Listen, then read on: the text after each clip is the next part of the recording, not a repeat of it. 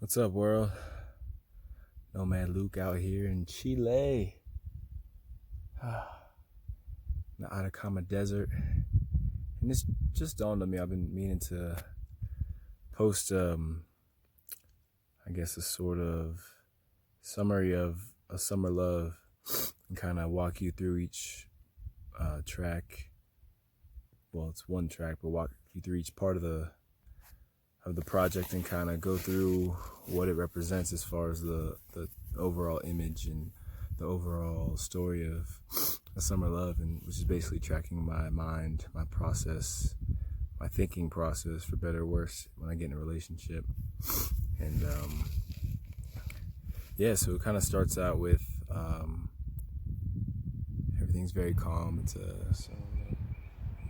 audio of a meditation, like after a meditation I did in Oakland, so you can hear like the day starting. It was like 8 o'clock, and you hear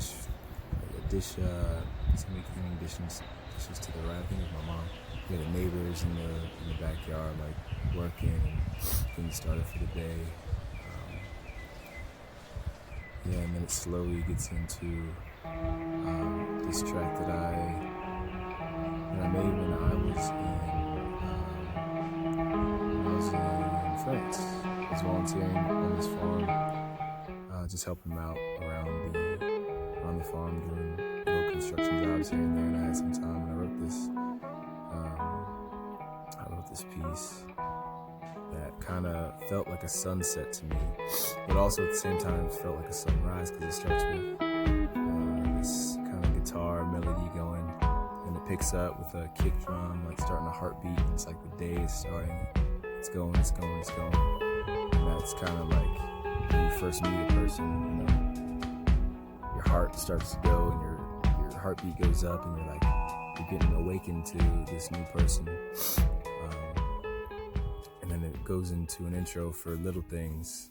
So that was just more like ambiance of the summer vibes, like me outside at Lake Merritt in Oakland. And that transitions into Little Things, which is a song basically that I wrote in London after being on the computer a lot, like looking at the Color series and seeing all these artists. And I was going through like video after video after video, and I was like, man, I want that. Man, why don't I have that? I need that. And the song is basically just about appreciating what you do have, and instead of looking, to the endless field of things that you don't have, and and feeling sad at that point, because when you look at everything you don't have, you feel like you don't have anything. But instead, if you look inside and say, well, hey, I have this, I have a roof over my head, I have the ability to play music and record it and get it out to the world. And that's about my relationship with music and just life in general, and also relationships. And I get into this part where I like somebody and it's really good, and then I'm like, well, I like this, but what else is out there? What else can I get from people? And it's a part of me that I'm working on changing and not trying to get things out of people. What's up, dog? Say hi to the dogs. Hello. Yeah, we out here in the desert.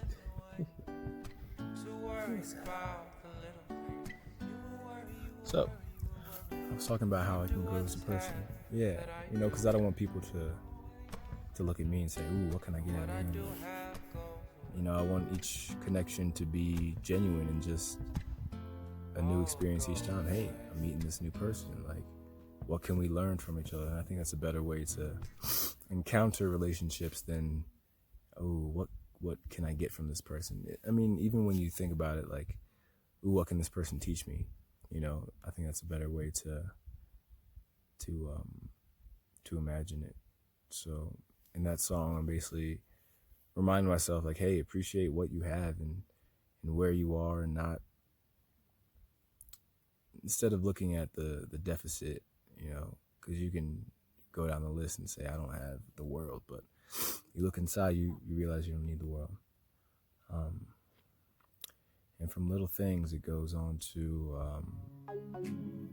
Soul Speak. And that's a song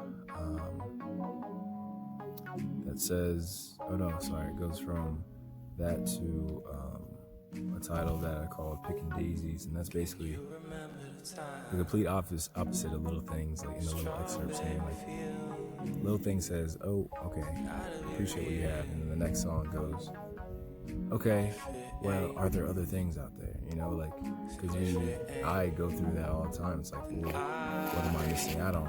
And what I live for experience, and I live for just learning from other people. And I'm fortunate to have been in a couple of relationships recently where I've learned a lot about myself and grown. I asked for growth and I got growth, but in that, go through growing pains, and I certainly felt that over the last couple relationships. And so, it's that sort of duality that from Little Things to Picking Daisies, the following track, where it's like, okay, yeah, I can be so gung-ho about, appreciating what you have, and then the next breath, quick transition to this new song where you're like, you've completely forgotten what, the foundation that you just laid in the song before. So that's that following track. And then after that, it goes into Soul Speak, saying, like, again, back and forth to the first line of the song is like, these are the better days. There's dreams that you better chase. Will breeze if you let them skate. Needing to meditate. I needed to meditate. The roots were energized.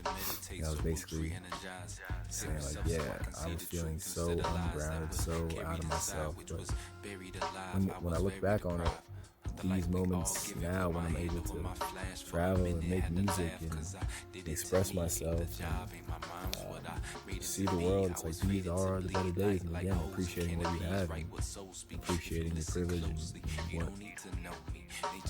what has been gifted to you in this life. My mom always told me growing up, like, somebody's got it worse. Somebody's got it much worse. Appreciate what you have.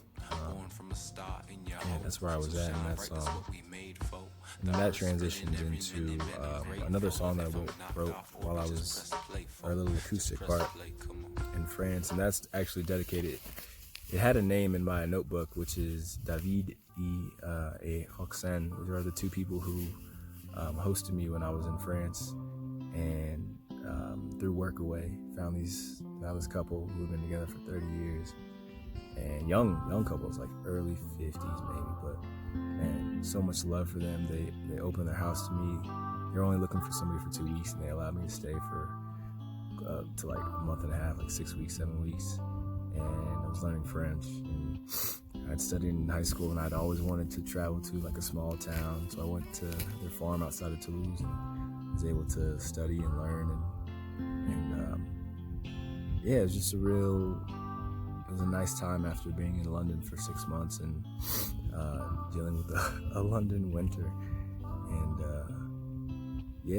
just open land and farm. And so I dedicated that song to them because there was just so much love, so many animals, and just like, just a lot of love and good energy in that place. So that's, that was dedicated to them. And the frog noises, like the nature noises you hear, is like an audio recording of their actual property, and at night in the summer when like the frogs are going crazy and just super loud. And it's a beautiful time and a beautiful place to be able to write music and kind of explore just along my journey. And from there it goes into the song Ungrounded, which is definitely the emotional anchor of the whole project. I feel like if it were to hit in any of my chakras, it'd definitely be the root or the sacral, like very low, especially with the closing, which is like very, a lot of strings, and I use some MIDI cello, and just very low grounding. Even though the song is called Ungrounded, the lyrics are saying I'm ungrounded, but the audio and the sounds, the sonically, is like very grounding for me. And basically that whole song is about regret and looking back on in relationships on things that have passed by, and it's too late to get back. And I'm saying, like, I had the realization, I finally had clarity after, you know, the relationship was gone, and I fucked up X amount of times, just saying, like, you know, they're fleeting like snow, and they all fall to you, they all bow to you. And that was a realization that I had at a point in time. I was really feeling that. I felt that deeply, and it was too late. So after all of that, you know, going through back and forth between, oh, do I really want this? Oh, what else is out there? Oh, I love this person. Oh, they're gone. Regret. Like, wish I could have it back. You know, that these are cycles that I've gone through time and time again in my life, and I think this project was really helpful to like get it down all on paper and see paper and musically and express things that I can't say in words, and really get it out, maybe in, like, let my subconscious speak, and yeah, so that came through, and it was yeah, I think it's definitely one of my favorite tracks, and that leads into The Way I Love, which is kind of has a double meaning, actually. Like, The Way I Love reflects on the whole project. Like, I had a conversation with a buddy who had done some psychedelic drugs and talked to some light beings, and they basically explained to him how creating art, any sort of creation, any art, is basically just humans expressing how much they love to live and how much they love life. And when I heard that, I was like, wow, yeah. I mean, this is what I'm spending my life doing, creating, traveling the world, being inspired, and creating music from these experiences. And like, I don't know any other way to live except to do this and to share with people. And so when I say this is the way that I love, I'm reflecting on the project. Like, this is the cycle that I go through in love. These ups and downs, these contradictions, these moments of clarity and regret, and grounding, and coming back to myself. But then it also reflects on the whole, on the song as well, because the lyrics are saying, you know, like, falling deep. And this song was, you know, I'm with a new partner, and definitely inspired by her, and just like falling deep, falling fast, and going into it, and hopefully learning the lessons I had laid out in the tracks prior. Just, you know, appreciating what I have, and really just yeah, being thankful for what I have, and having appreciation, and not looking at the deficit, but instead of about looking at what I got, looking inside. Yeah, this is the way that I love that project. You know, the songs going up and down, and then